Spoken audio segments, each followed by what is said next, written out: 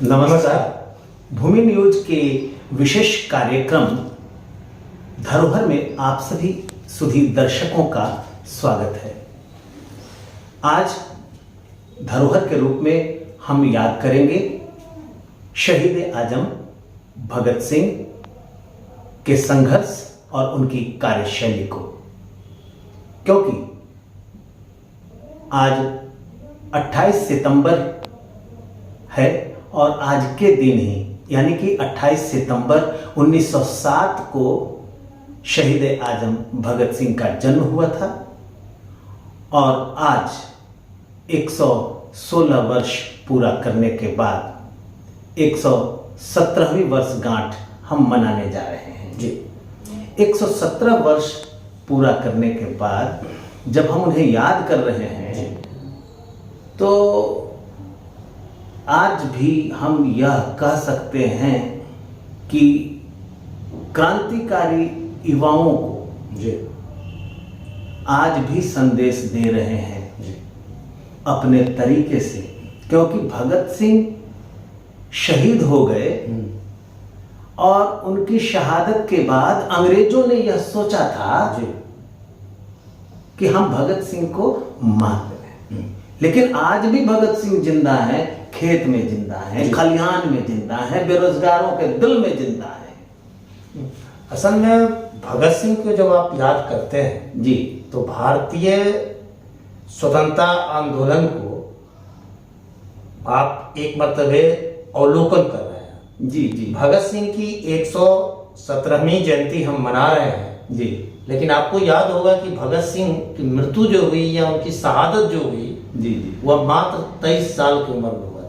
बिल्कुल एकदम। हाँ, और अगर 117 में 23 साल को ही अगर गौर से देखिएगा, उसमें भी अगर उनकी कार्यकाल को देखें, जो क्रांतिकारी पद्धति थी, वैचारिक प्रतिबद्धता था और उसमें जो सांगठनिक रूप से लोगों को संगठित करके अंग्रेजों के खिलाफ लड़ने के लिए प्रेरणा दे रहे थे, वो काल मात्र जो है सो 8 से 10 साल के बीच में था। पूरा काल को अगर जोड़ ले तो अगर चूंकि उन्होंने 13-14 साल के उम्र से जो है सो इस गतिविधि के साथ में जुड़े, हाँ, तो एक युवा जो फांसी के तख्ते को चूम लिया, आज 117वीं जयंती हम मना रहे हैं, लेकिन वो 23 साल का नौजवान आज भी है जो क्रांति को अपने नए ढंग से परिभाषित करने की कोशिश किया। और उन्होंने यह भी कहा कि क्रांति जो है सो विचारों, तलवारों की नोक पर नहीं बल्कि विचारों के धार से जो है सो चमकता है उसमें। और इसलिए देखिएगा कि पूरे आजादी के आंदोलन में अगर कोई महानायक या प्रतिबद्ध नायक के रूप में अगर देखिएगा तो एक समय में वो गांधी से भी ज्यादा आइकॉनिक जो है सो भगत सिंह थे। और आज भी युवाओं में सबसे ज्यादा अगर कोई लोकप्रिय अगर है तो भगत सिंह। तो भगत सिंह आइकॉनिक हैं, एकेडमिक हैं जी जी। जैसे देखिए 23 वर्ष की उम्र में उनकी शहादत हुई जी, और जब 23 वर्ष की उम्र में शहादत हुई तो जाहिर सी बात है कि उन्होंने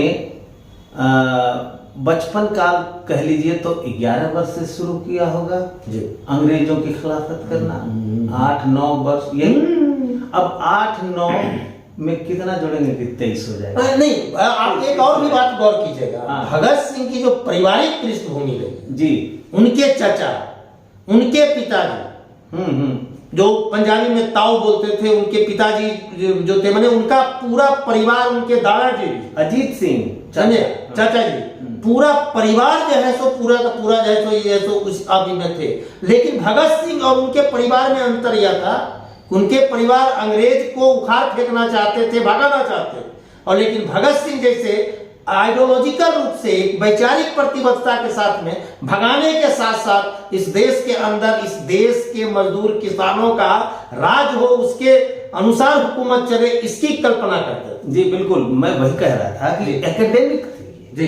एकेडमिक किस मायने में थे? ये जब फांसी के फंदे को चूम रहे थे जी, तो एक 23 वर्ष का नौजवान आखिर कुछ तो सोचा है जी। किताब पढ़ रहे थे। साथ ही साथ आपने जो अभी कहा है जी।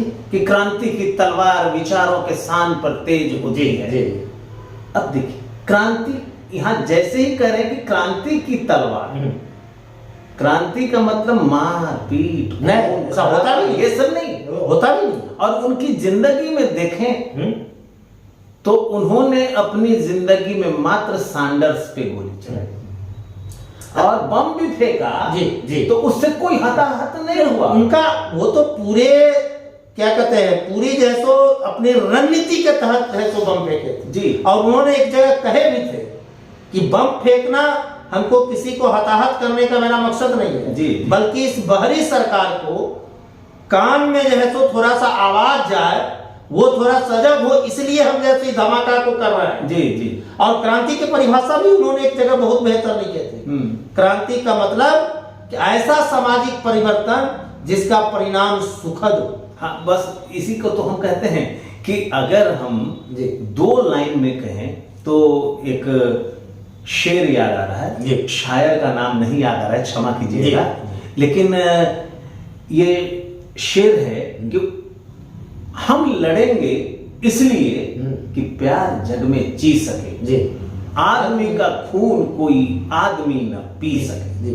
ये 2 लाइन उनके संघर्ष के उद्देश्य को जी। बताता है।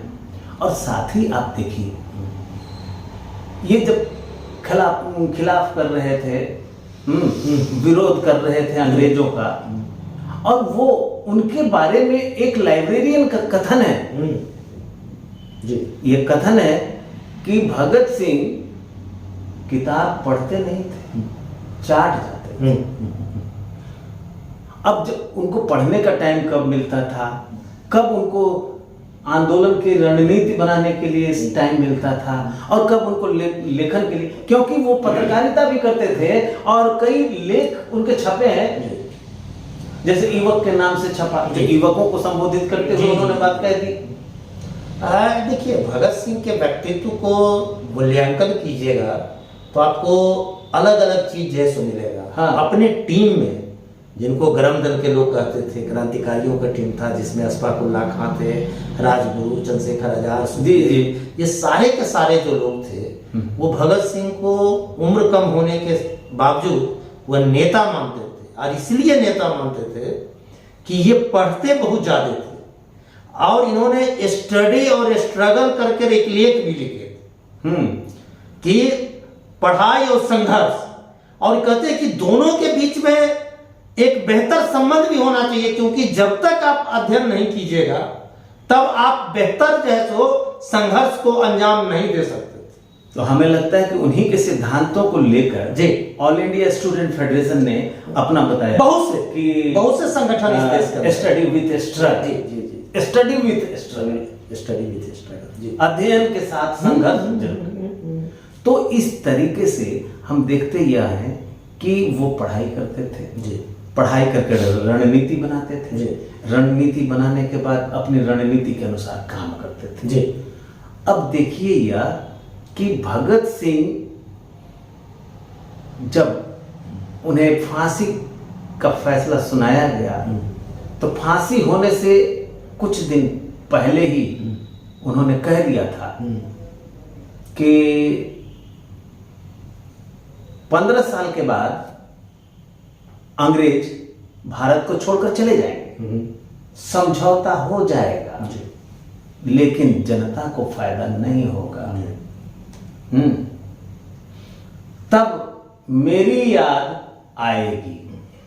जाहिर सी बात है कि आज उनकी याद आ रही है, और आज उन्हें तरह तरह से कितना गलत तरीके से भी भगत सिंह के चरित्र, भगत सिंह की ये कार्यशैली को मिस इंटरप्रेट करके जी, जी, बातों को रखने का काम कर रहे हैं, और भगत सिंह जैसे शहीद को अपमान कर रहे हैं। और जहां तक से बात है ये अपमानित कर रहे हैं, तो यह कोई क्यों कर रहे हैं, ये इस पर तो सोचना जरूरी है। क्योंकि भगत सिंह को पढ़ना आज के दिन जरूरी जी, है। जी, जी। और जितने भी युवा हैं सब व्हाट्सएप यूनिवर्सिटी से भगत सिंह के बारे में जानकारी हासिल कर रहे हैं। ये दिक्कत तो है जी, लेकिन इसके साथ साथ भी जरूरी यह है कि आज के युवा भगत सिंह के मूल रचना को जरूर पढ़े और सिर्फ पढ़े ही नहीं बल्कि ये समझे कि एक 23 साल का युवक समाज के बारे में, परिवार के बारे में, राजनीति के बारे में क्या समझ रखता है। देखिए, सत्ताधारी दल या अभी के जो राजनीतिक पार्टियां हैं वो भगत सिंह के बगैर बहुत कुछ नहीं सोच सकती, तो वो अपने अपने ढंग से विश्लेषण करना शुरू करते हैं जी। लेकिन भगत सिंह को अगर समग्रता में समझने की जरूरत है तो भगत सिंह के मूल सिद्धांत को पढ़ने की जरूरत है। और उनके जो बहुत से लेख छपे हैं, जो उनके आजादी के आंदोलन में उनकी भूमिका था, उस भूमिका के बारे में भगत सिंह और साथियों पर पूरा एक दस्तावेज है, उसको पढ़ने की जरूरत है ताकि आप भगत सिंह को भगत सिंह के रूप में जो आप समझ सके और भगत सिंह के रूप में आप भूमिका निभाकर बेहतर समाज के निर्माण के लिए आगे बढ़ सकेंगे। जी, भगत सिंह पर बहुत कम समय में बातचीत करना बहुत ही कठिन है, इसलिए हम आप तमाम सुधी दर्शकों से आग्रह करेंगे कि भगत सिंह को पढ़िए, किताबों के जरिए पढ़िए जी, किताबों के जरिए पढ़िए और सोचिए कि आखिर 23 वर्ष का नौजवान अपनी शहादत देता है किन मूल्यों को लेकर? तो स्वतंत्रता, समता, न्याय और बंधुत्व के मुद्दे पर। आखिर यह हिम्मत कहां से आती है और कैसे आ गई? इन सारे चीजों को जानने की जरूरत है। तो कृपया आप भगत सिंह की किताबों को पढ़ें। जैसे एक किताब का नाम है भगत सिंह और उनके साथियों का दस्तावेज, इस पुस्तक को पढ़ें। फिर चमन लाल जी ने जो पुस्तक लिखा है भगत सिंह के बारे में, जी, उस किताब को पढ़िए, आपको सच्चाई सामने आएगी। इसी आग्रह के साथ हम आज का कार्यक्रम यहीं विराम देते हैं और आगे इजाजत दीजिए। तब तक के लिए धन्यवाद।